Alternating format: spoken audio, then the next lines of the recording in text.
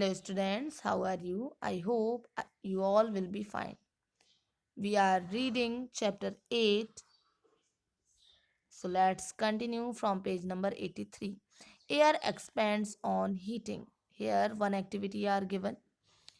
Take a boiling tube, stretch a balloon tightly over the neck of the tube. You can use the tape to make it tight. Pour some hot water in a beaker. Insert the boiling tube with the balloon in the hot water. Observe for 2-3 minutes for any change in shape of the balloon. Take the tube out. Let it cool down to the room temperature. Take some ice cold water in another beaker and place the tube with the balloon in cold water for 2-3 minutes. Observe the change in the shape of the balloon. Here you see. ये दिए हुए हैं, देखें 3 beakers दिए हुए हैं और boiling tubes दी हुई हैं, है ना। तो एक बॉइलिंग ट्यूब लीजिए और ट्यूब के माउथ पर एक बलून को कसकर लगाइए। आप इसे कसने के लिए, टाइट करने के लिए टेप का यूज़ भी कर सकते हैं। अब किसी बीकर में लगभग 2/3 हाइट तक हॉट वाटर डालिए। ठीक है, ये देखिए यहाँ दिया हुआ है फर्स्ट वाला जो है बीकर, वो देखें आप। ठीक है, हॉट वाटर डालिए, है ना। अब देखेंगे आप कि बलून लगी बॉइलिंग ट्यूब को उसी हॉट वाटर में इस प्रकार रखना है कि वाटर जो है, सॉरी, जो बलून है वो वाटर से बाहर रहे। अब 2-3 मिनट्स तक ऑब्जर्व कीजिए कि क्या बलून के शेप में कोई चेंज आता है। बॉइलिंग नली को जल से बाहर निकाल लीजिए वाटर से। ये देखिए चेंज क्या आया, सेकंड नंबर में देखिए चेंज ये आया कि बलून जो था वो ऊपर की ओर उठ गया, है ना। अब थर्ड वाले बीकर में क्या रखा गया है, कूल वाटर रखा गया है ना। बॉइलिंग वाटर को वाटर से बाहर बॉइलिंग ट्यूब को वाटर से बाहर निकालिए और इसे रूम टेम्परेचर तक ठंडा होने देना है सबसे पहले। अब एक दूसरे बीकर में थोड़ा आइस वाटर, है ना, ठंडा पानी, ठीक है, और आइस वाटर आपको लेना है और उसके बाद उस बॉइलिंग ट्यूब को पहले की तरह 2-3 मिनट तक के लिए उस कूल वाटर में रख देना है। ओके, तो देखेंगे आप थर्ड नंबर में फिर क्या हो रहा है, वो नीचे की तरफ झुक गया, है ना। अब देखें कि बलून के शेप में होने वाले जो चेंजेस हैं वो आप नोट कर लें। तो अपने ऑब्जर्वेशन के बेस पर कुछ क्वेश्चन यहाँ दिए हुए हैं और उसका आंसर आपको देने की कोशिश करना है। ठीक है, ये देखिए ये क्वेश्चन दिए हुए हैं। Can we infer from the why is the same balloon ये दिया हुआ, what makes the balloon inflated when the boiling tube is placed in hot water. Boiling tube को हॉट वाटर में रखने पर जो बलून है वो क्यों फूल जाता है। वहीं बलून बॉइलिंग ट्यूब को कूल वाटर में रखने पर पिचक क्यों जाता है, वो जब पहले था इन्फ्लेटेड, है ना, वो ऐसा क्यों हो जाता है। तो क्या हम पहले ऑब्जर्वेशन से ये निष्कर्ष निकाल सकते हैं कि जो एयर है वो गर्म किए जाने पर फैलती है, हीट करने पर वो फैलती है, या उसमें एक्सपेंडेशन होता है, प्रसार होता है। तो क्या आप अब ये बता सकते हैं कि उसे कूल किए जाने पर, है ना, ठंडा किए जाने पर बॉइलिंग ट्यूब के अंदर की एयर का क्या होता है। तो आपको एक्टिविटी 8.6 बहुत ही इंटरेस्टिंग लगेगी। ठीक है, अभी जो अगली दी हुई है देखें, उन सब के आंसर अभी हम बाद में देखेंगे, है ना, जो क्वेश्चन दिए हैं। ठीक है, इसमें आपको हॉट एयर के बारे में और ज़्यादा इंफॉर्मेशन कलेक्ट करने में हेल्प मिलेगी। ओके, ये देखिए take 2 paper bags, 2 paper bags लेना है। यहाँ पर आपको क्वेश्चन दिए हुए हैं कि handle the burning candle carefully, है ना। तो सेम साइज की पेपर बैग, है ना, पेपर बैग या पेपर कप लीजिए, है ना, और दोनों बैग को मेटल या वुडन रॉड के 2 किनारों से लटका दीजिए। ध्यान रहे कि पेपर बैग या कप का जो मुंह है वो नीचे की ओर रहे। ये देखिए मुंह नीचे की ओर है उसमें, है ना। अब क्या करेंगे, रॉड के बीच में एक धागा बांधकर, एक थ्रेड बांधकर उसे इस प्रकार पकड़ें जैसा कि किसी बैलेंस में करते हैं हम। बैलेंस मतलब तराजू में करते हैं। ठीक है, अब किसी एक बैग के नीचे, ये देखिए जैसा आपको फिगर में दिखाया गया है, किसी एक बैग के नीचे जलती हुई कैंडल को रखें। अब देखिए क्या होता है, क्या बैग्स का संतुलन बिगड़ जाता है? देख सकते हैं संतुलन बिगड़ रहा है, थैलियों का जो बैलेंस है वो बिगड़ जाता है। तो क्या ये एक्टिविटी ये दर्शाता है कि गर्म होने पर एयर जो है वो ऊपर की तरफ उठती है। जैसे ही कैंडल की फ्लेम से हॉट एयर ऊपर की ओर उठती है, वो बैग को ऊपर ले जाती है। तो क्या बैलेंस का बिगड़ना ये बताता है कि हॉट एयर कूल एयर से लाइट होती है, हल्की होती है। क्या आप अब ये समझा सकते हैं कि ये स्मोक ऊपर क्यों उठता है? धुआं आपने देखा होगा, है ना, कि धुआं हमेशा ऊपर उठता है। तो धुआं कैसा होता है? गर्म होता है। ठीक है, तो ये याद रखना भी इम्पोर्टेंट है कि गर्म किए जाने पर, है ना, एयर एक्सपेंड होती है। ठीक है, और वो ज़्यादा प्लेस लेती है। ठीक है, ज़्यादा स्थान घेरती है। और जब कोई दी गई वस्तु पहले से ही अधिक स्थान घेरती है तो वो हल्की प्रतीत होती है, लाइट दिखती है। इसीलिए warm air lighter than the cold air, गर्म वायु जो है ना, ठंडी वायु की अपेक्षा हल्की होती है। और यही कारण है कि जो एयर है वो ऊपर की ओर उठता है। ठीक है, तो प्रकृति में ऐसी बहुत सारी सिचुएशन है नेचर में जहाँ किसी प्लेस या रीजन से एयर हॉट होने के कारण ऊपर उठती है, और ऐसी सिचुएशन में उस प्लेस का एयर प्रेशर कम हो जाता है। ठीक है, तो एज अ रिजल्ट उस प्लेस के आसपास के एरिया से कूल एयर, ठंडी वायु प्रवाहित होकर उस स्थान को घेर लेती है। ठीक है, इससे वायु में संवहन धाराएं स्थापित हो जाती हैं। ठीक है, this sets up convection in air, जैसा कि आपने चैप्टर 4 में पढ़ा। Okay, now wind currents are generated due to uneven heating on the earth. Wind currents जो हैं, पवन धाराएं, है ना, अर्थ के अनइवन मतलब असमान रूप से गर्म होने के कारण उत्पन्न होती हैं। ठीक है, सो यहाँ कुछ सिचुएशंस दी हुई हैं। फर्स्ट है uneven heating between the equator and the poles. तो you might have learned in geography that regions close to the equator get maximum heat from the sun. The air in these regions get warm. The warm air rises and the cooler air from the regions in the 0 to 30 degree latitude belt on either side of the equator moves in. These winds blow from the north and the south towards the equator. At the poles, the air is colder than that at latitudes about 60 degree.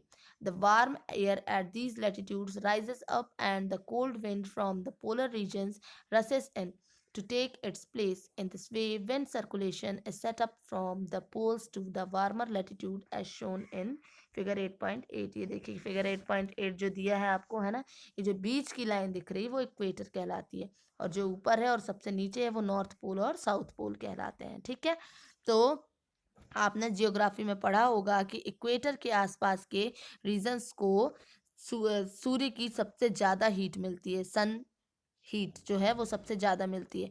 इससे इन regions में जो earth surface है ना, अर्थ के surface के निकट जो है, इन क्षेत्रों में पृथ्वी की सतह के निकट की वायु जो है वो गर्म हो जाती है, एयर, है ना।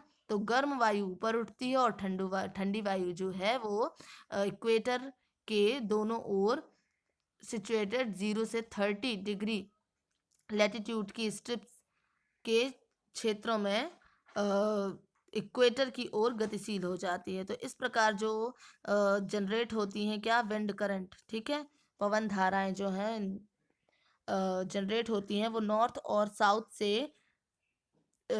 इक्वेटर की ओर बढ़ती हैं। पोल्स पर एयर पृथ्वी के अर्थ के लगभग 60 डिग्री लैटिट्यूड तक के एरिया की वायु से, है ना, एयर से अधिक ठंडी होती है, पोल्स में ज़्यादा ठंड होती है, ठीक है। तो इन रीजन्स में हॉट एयर ऊपर उठती है, जिसका प्लेस लेने के लिए पोल्स से कूल एयर उस ओर बहने लगती हैं, ठीक है। तो इस प्रकार एयर का जो फ्लो है, ठीक है, या विंड्स का जो फ्लो है वो ध्रुवों से, है ना, पोल्स से अपेक्षाकृत अधिक हॉट रीजन्स की ओर रहता है, जैसा कि आप 8.8 फिगर में देख सकते हैं यहाँ, ठीक है। तो इसी प्रकार हम समझ सकते हैं कि 30 डिग्री और 60 डिग्री लैटिट्यूड के एरियाज के अनइवन रूप से गर्म होने के कारण विंड स्पीड 30 डिग्री लैटिट्यूड से 60 डिग्री लैटिट्यूड की ओर होगा, ठीक है। फिर यहाँ पर ये देखिए पहली का एक क्वेश्चन है, I wonder why the wind shown in the figure are not in the exact north south direction. मैं यह समझ नहीं पा रही हूँ कि फिगर में दिखाई गई विंड्स का डायरेक्शन ठीक नॉर्थ और साउथ डायरेक्शन क्यों नहीं है ना। तो जो एयर विंड्स फ्लो जो है आपका, है ना, जो पवन का जो प्रवाह है उसकी दिशा नॉर्थ साउथ डायरेक्शन से में नॉर्थ से साउथ की ओर और साउथ से नॉर्थ की ओर होती है, और डायरेक्शन में ये चेंज अर्थ के रोटेशन के कारण होता है, ठीक है।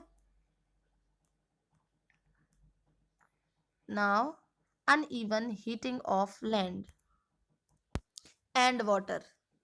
तो लैंड और वाटर मतलब थल और जल का असमान रूप से गर्म होना, है ना। तो चैप्टर 4 में आपने सी ब्रीज, समुद्र समीर, है ना, सी ब्रीज और लैंड ब्रीज के विषय में पढ़ा था, ठीक है। तो इन समर गर्मियों में थलीय क्षेत्र मतलब जो लैंड वाला एरिया होता है, लैंड एरिया ज्यादा तेजी से गर्म होता है, ठीक है। और ज्यादा समय लैंड का टेम्परेचर समुद्री जल जो होता है ना, सी वाटर की अपेक्षा ज्यादा रहता है, ठीक है। तो लैंड के ऊपर की एयर गर्म होकर ऊपर उठ जाती है और इससे विंड जो है वो सी से लैंड की ओर बहती है, ठीक है। तो ये मानसूनी पवन भी कहलाता है, मतलब monsoon winds, okay. The word monsoon is derived from the Arabic word मौसम which means season। मासूम शब्द की उत्पत्ति अरबी शब्द मौसम से हुई है, ठीक है, जिसका मतलब है सीजन मीन्स ऋतु। और वहीं अगर हम विंटर की बात करें तो विंटर सीजन में जो लैंड का एरिया है वो ठंडा रहता है ना। तो विंड्स के जो प्रवाह की दिशा है वो विपरीत हो जाती है, मतलब ये थल से समुद्र की ओर बहती हैं फिर, है ना। गर्मी में क्या होता है, समुद्र से जो विंड्स हैं वो लैंड की तरफ आती हैं, ठीक है। और विंटर में क्या होता है, लैंड से समुद्र की तरफ जाती हैं, ओके। नाउ जो सी से आने वाली विंड्स होती है ना, समुद्र से आने वाली विंड्स जो है अपने साथ मॉइस्चर भी लेकर आती हैं, ठीक है। मॉइस्चर मतलब जल वाष्प, है ना, या कहा जाए वाटर लेके आती हैं वो, ठीक है। समुद्रों से आने वाली जो विंड्स हैं, सी से या ओशियन से आने वाली जो विंड्स हैं अपने साथ वाटर लेकर आती हैं, और जिससे क्या होती है, वर्षा होती है, बारिश होती है ना। तो ये जो है वाटर साइकिल का एक पार्ट है। Now the monsoon winds carry water and it rains. जो मॉनसून विंड्स होती हैं अपने साथ वाटर लेके आती हैं, है ना, जलवाष्प लेकर आती हैं, जिससे बारिश होती है, ठीक है। तो ये आप जानते हैं कि जो बादल हैं, क्लाउड्स, वो रेन लेकर आते हैं और हमें आनंद का अनुभव कराते हैं, ठीक है। और हमारी कंट्री में फार्मर्स अपने क्रॉप्स के लिए प्रमुख रूप से, है ना, रेन पर डिपेंड रहते हैं, ठीक है। क्लाउड्स और रेन से रिलेटेड बहुत सारे ऐसे फोक सॉन्ग्स भी फेमस हैं। यदि आपको ऐसा कोई सॉन्ग या पोयम याद हो तो अपने फ्रेंड्स के साथ उसे गाकर इसका आनंद उठा सकते हैं। ठीक है, और आपकी हेल्प के लिए एक पोयम यहाँ पर दी हुई है बॉक्स में, देखिए। Roaring clouds across the sky tell us that monsoon here, dark and floating clouds then pour rain drops everywhere, clouds make lightning flash overhead and irrigate fields with rain, clouds make earth its fragrance spread when wet with drop of rain, rising from the ocean vast clouds fill up with rain, rain to ocean back at last to mingle with ocean again, उमड़ घुमड़ कर आए बादल आसमान में छाए बादल, monsoon में आते बादल बूंदों को बरसाते बादल, बिजली को चमकाते बादल खेतों को लहराते बादल। ओके, सागर से हैं बनते बादल सागर में मिल जाते बादल। ओके, तो जैसे जो बारिश है हमेशा सुखदाई नहीं होती है। ठीक है, कभी कभी बारिश बहुत सारी डिफिकल्टीज को मतलब प्रॉब्लम्स क्रिएट करती हैं। तो क्या आप ऐसी कुछ प्रॉब्लम्स के नाम बता सकते हैं? आप अपने टीचर और पेरेंट्स से रेन से रिलेटेड प्रॉब्लम्स के रीजंस और उनके सॉल्यूशन पर डिस्कशन कर सकते हैं। कुछ नेचुरल डिजास्टर, प्राकृतिक जो घटनाएं होती हैं ऐसी सिचुएशंस को क्रिएट करती हैं जिनमें कभी कभी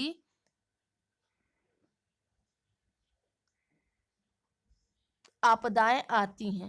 ठीक है, डिजास्टर मीन्स होता है आपदाएं, है ना।